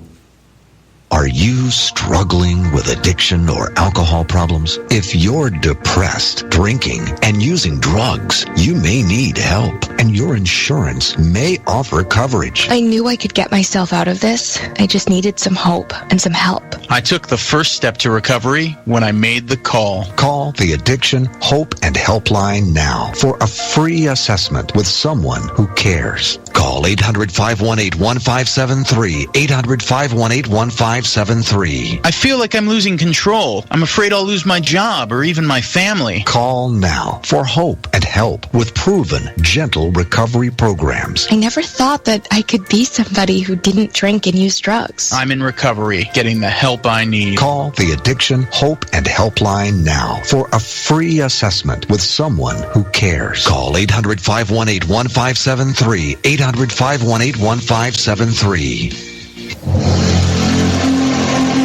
Red State Talk Radio. Real radio for real Americans. We're not arguing. We're explaining why we're right. The Conservative Syndicate, where right is never wrong.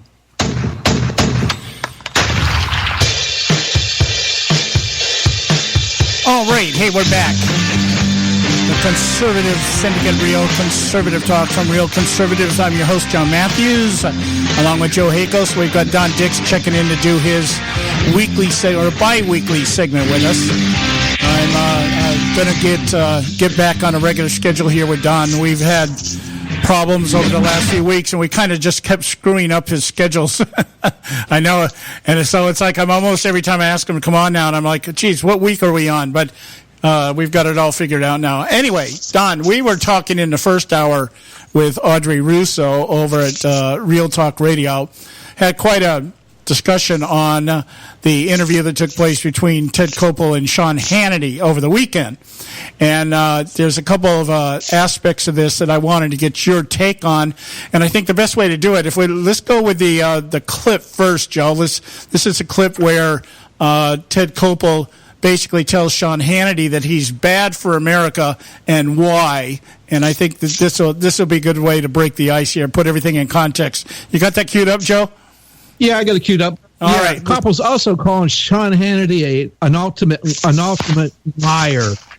Is what he's calling him. So okay. Here's Ted Koppel and Sean Hannity. Think we're bad for America? You think I'm bad for America? Yeah.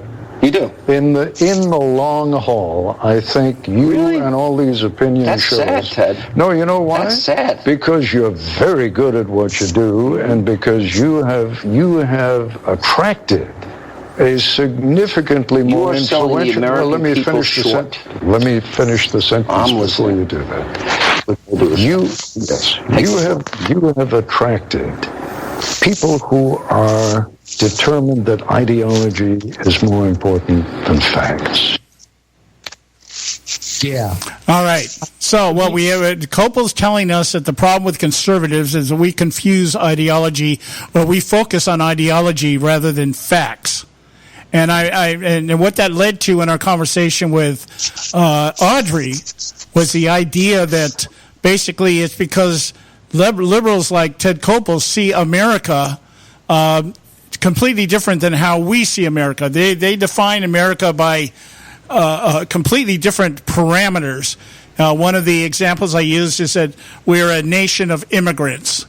rather than and so the idea of just letting anybody into the country is the American way of doing things, whereas Americans are saying, why do we want to let our enemies in the country?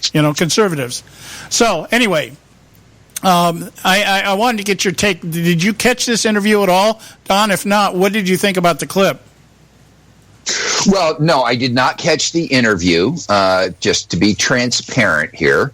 But I did catch the clip and some others.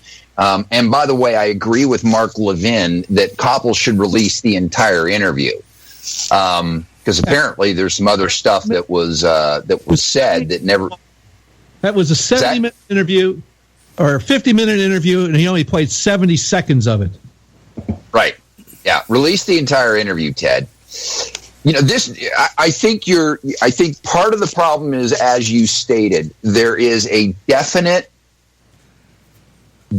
total difference. And I think this is part of the problem that many of us on the right make, is that we think that we can have a conversation with a progressive and have a logical conversation that can result in bridging a gap and, developing consensus. The problem is, as you state, they have an entirely different world view that is rooted in an entirely different vision of what the world should look like.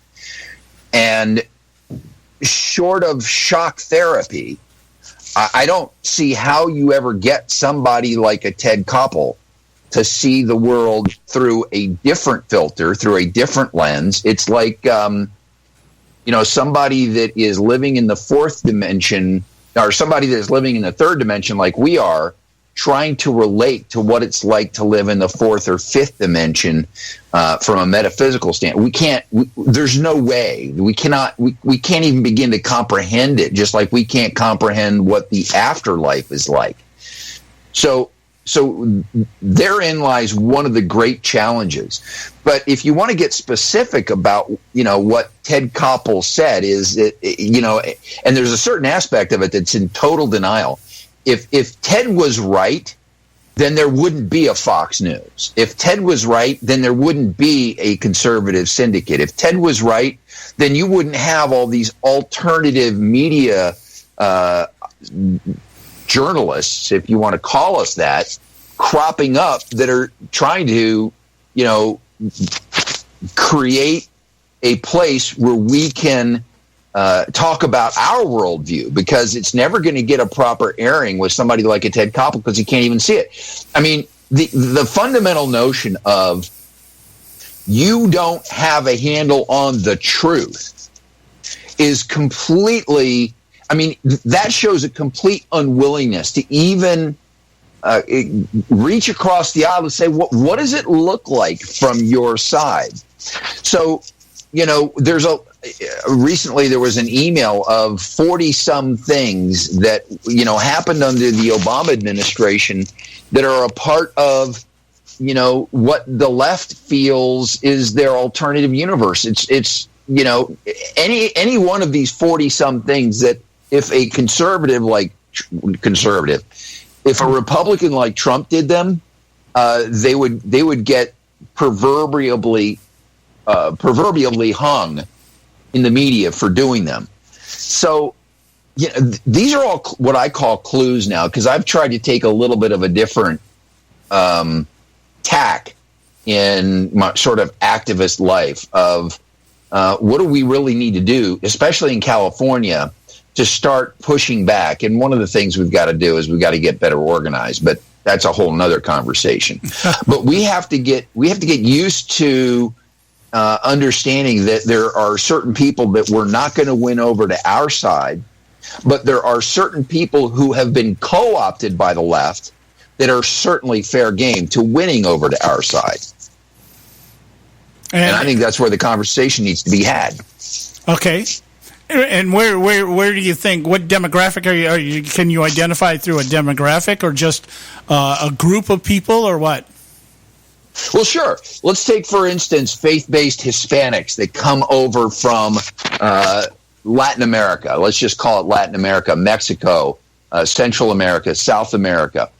So a lot of these people have a faith-based value system rooted in the Catholic Church. Now, yes, I don't want to go down the rabbit hole of the Catholic Church is now a socialist bastion. I agree with that. But because of that faith-based worldview, these people can be salvaged from the left because a lot of them believe in hard work. They come here for jobs. They believe in salvation. They don't necessarily have this worldview like Barack Obama had, which is called Black liberation theology. So we have a worldview that is somewhat in sync. They believe in the sanctity of life. They probably reject abortion as a birth control method.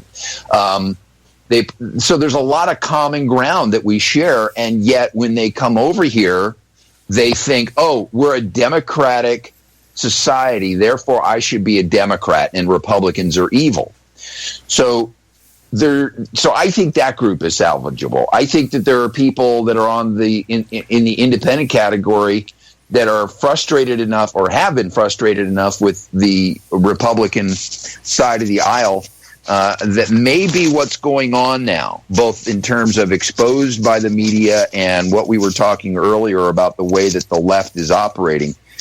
I think that those people are movable and salvageable in terms of the effort, if not just the vote. So I think the opportunity, you either look at the world as if it's half full or half empty. I've always come at it from the vision of it's half full, and that's the way I view the current political environment as being an opportunity. And if you approach it that way, I think we can start making some headway, especially with what's happening. I mean, this interview with Ted Koppel is just a textbook example of how, us on the right never were able to get a fair shake by the media and still can't. Well, using your example here, let me say this, and we got to take a break here, a short break here.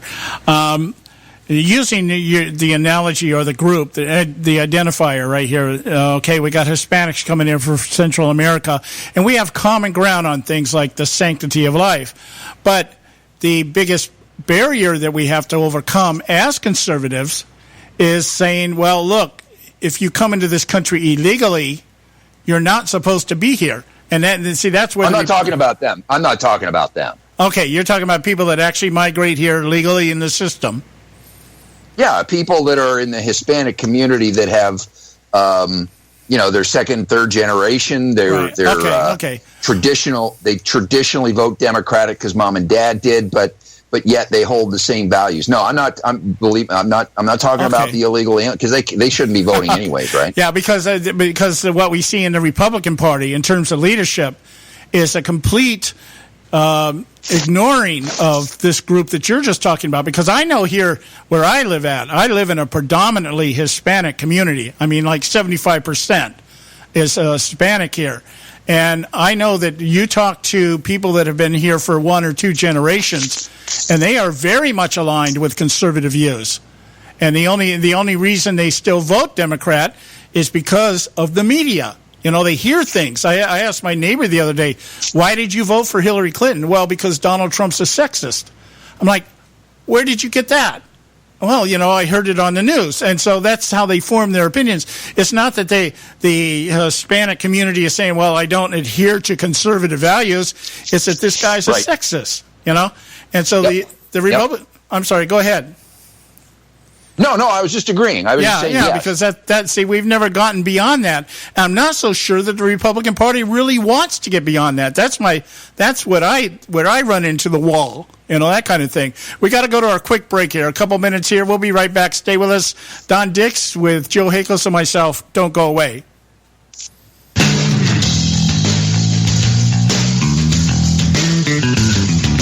History affirms a vibrant civil society thrives on freedom of conscience, religion, and choice. Any society absent these qualities stifles individual responsibility and accountability, thus enslaving its people by denying them their potential for goodness, creativity, and altruism. To that extent, oppression, coercion, and totalitarianism are multiplied exponentially. To counter such outcomes, the American Freedom Alliance was formed. The AFA is a nonpartisan, non-aligned movement which promotes, defends, and upholds Western values and ideals. The Alliance strives to build an international coalition of citizens of the West who together promote and protect moral values, democracy, and freedom. To find out more and become part of this valuable asset in the preservation of freedom and all its rewards, contact us at AmericanFreedomAlliance.org. That's AmericanFreedomAlliance.org. Let freedom ring. I don't give a damn what you think you are entitled to. We're not arguing. We're explaining why we're right. The Conservative Syndicate, where right is never wrong.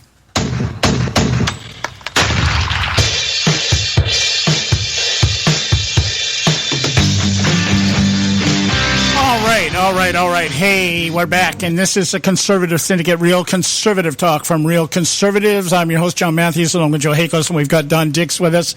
Don, I wanted to, we got about 5 minutes left here with you, and I want to kind of shift gears here. I've got this gut check going on in me right now regarding Donald Trump, and I'm really becoming concerned. I'm trying to think of the right word without sounding like paranoid, but I'm really kind of becoming concerned here that he is being manipulated by the GOP people like Reince Priebus and some of the other people involved here. The failure of the Ryan Care bill, I think, is an example of that. I don't think it truly represented what Donald Trump saw or how he envisioned what was going to happen with the Obamacare repeal. I was always under the impression, of course, he did say repeal and replace, but I always thought the idea was repealing this thing and then somewhere down the road replacing it with something else. But the fact that Audrey brought it up earlier when we talked to her about this, and she had mentioned that she believed that Donald Trump had been duped by Paul Ryan. If that is true, my concern is how much longer is this guy going to allow himself to get duped by these people that he has selected to be part of his team, Reince Priebus included. I'm beginning to wonder, here's my point, I'm beginning to wonder if Trump is not being lured into collusion with the Republican leadership to eliminate the Freedom Caucus and be able, and the Ryan Care bill was a way of being able to primary those up for re-election in 2018 from the Freedom Caucus. Well, trying to divine the political calculus of what's actually unfolding, between the letters of the words is tough. Clearly, the Freedom Caucus held strong. They were the only group, I think, ultimately out of this that gained, my interpretation is, political clout. I think Ryan lost political clout. I think there may be some players on Trump's team that lost political clout. I don't know if Trump is willing to recognize that or not. The House Freedom Caucus was the firewall that held. And I think that Donald Trump probably did put a lot of responsibility onto, and rightly so, Paul Ryan. This bill was drafted in the dark. Again, the Freedom Caucus was not involved in it. They were brought in at the latter part of the process, in order to tweak it and try. But at the core, this was bad policy at the core. I've actually had a chance to read through some pretty detailed analysis of it. And yeah, I mean, this is, it's like the Freedom Caucus, does the Freedom Caucus owe anybody an apology? I think they do. And here's the apology that they owe the Republican establishment. Oh, excuse me. I thought when you said repeal, you meant repeal. That's the apology that the Freedom Caucus owes the establishment, because, when you look back across the last 7 years, every single election has been built upon one most important policy statement, and that was repeal, replace. 4 election cycles, we've been hearing nearly for a decade about the urgency in resolving this, that Obamacare is a disaster. While there have been legitimate issues with Obamacare, unfortunately, part of the challenge today is that apocalypse has not yet materialized. Yes, there have been premium increases. You've got exchanges that are disappearing. But the apocalypse that was, presented by the Republicans hasn't happened yet. Yeah, so you've got. Remember why? That's how they designed this to all happen after Obama left office. They designed it. It was going to implode, but it's all because all this stuff was designed to hit after. Further, remember, they pushed everything down the road. It's going to be, we got to get everybody used to it, and boom, then it's going to happen. That's the reason why it hasn't happened yet, but it will happen. It's going to happen in Trump's first term. Well, right. But getting back to whether or not, the political brinksmanship and gamesmanship that's going on in D.C., it's tough to divine. I think that Donald Trump, the businessman, has been through enough deals, worked with enough public officials that he's smart enough at 70 to be able to figure out whether Ryan was playing a game or not, or was he earnestly bringing what he honestly thought was good policy and about all that he could get. This has been a big learning curve for Donald Trump because as a businessman in the boardroom, you say XYZ, I want it done, and if it's not done, you're fired. Here, he doesn't even understand the landscape he's dealing with, the rules of the Congress and the Senate. But what unfolded, over the last 3 weeks, hopefully Donald Trump, the businessman, the quick study, the person that can figure things out, that can sort the good guy from the bad guy, is working, and he has figured it out because it's difficult enough from our perspective. Hopefully he's on the inside and he can assess this. So for the time being, Donald Trump is innocent until proven guilty still in my eyes. And hopefully he sorts out who the players are, who the people that are loyal to him, and who the people are that he can trust to develop good policy. Because next up, no less important issue is tax policy. Yeah, well, I'm willing at this. I'm still at this point. Like I said, the guy's 65 days into his term. I'm willing to say, okay, yeah, the learning curve. I'm glad you used that phrase because that's what I'm seeing. My problem is we know that the narrative is going to be after the first 100 days is that this guy's had the first 100 days in any president ever, except maybe Harrison because he died before that all happened or something like that. But anyway, my point is like how long can we tolerate the learning curve before it becomes extremely damaging to his administration? Because this is not, I think using the healthcare as the first thing they wanted to tackle was a very, very bad strategic move. I think that immigration should have been the first thing because that's what he got elected on, and that should have been what they tackled first. But anyway, that said, I'm just really kind of concerned. How long we're just speculating, how long before people start saying, yeah, this guy truly doesn't know what he's doing, and that becomes a detriment.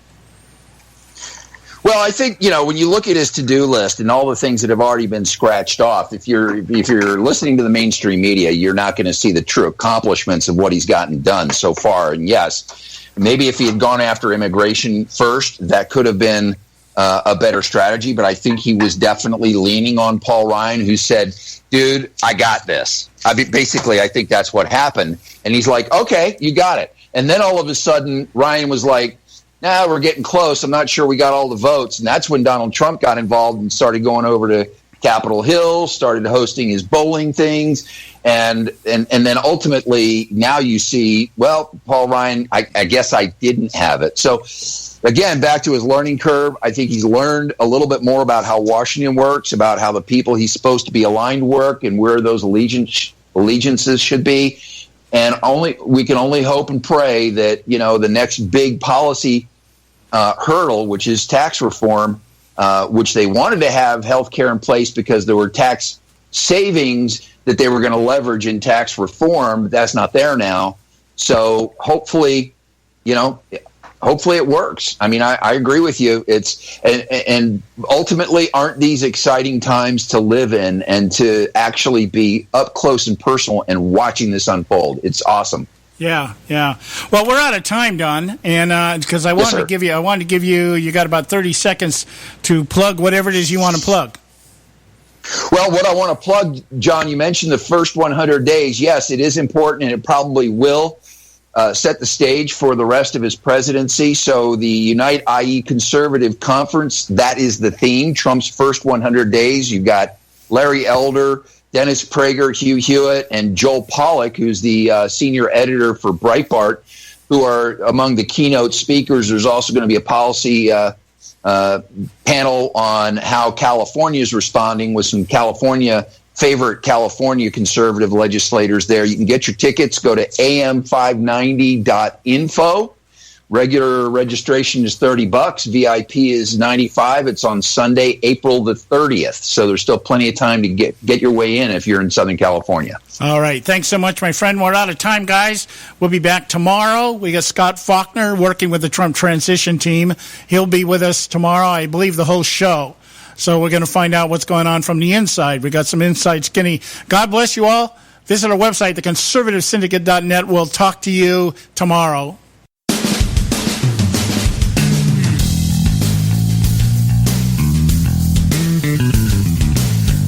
Thanks for tuning in to this edition of the Conservative Syndicate, the nationally acclaimed, globally syndicated, politically incorrect talk show that seeks to tear down the imaginary wall of separation between church and state. We want to make you aware you can find and access all our show archives at our website, theconservativesyndicate.net, as well as our broadcast stations and times. That's theconservativesyndicate.net. We so appreciate you taking the time to tune in, and we so look forward to continuing to bring you the best in uncompromised talk radio available on the net today.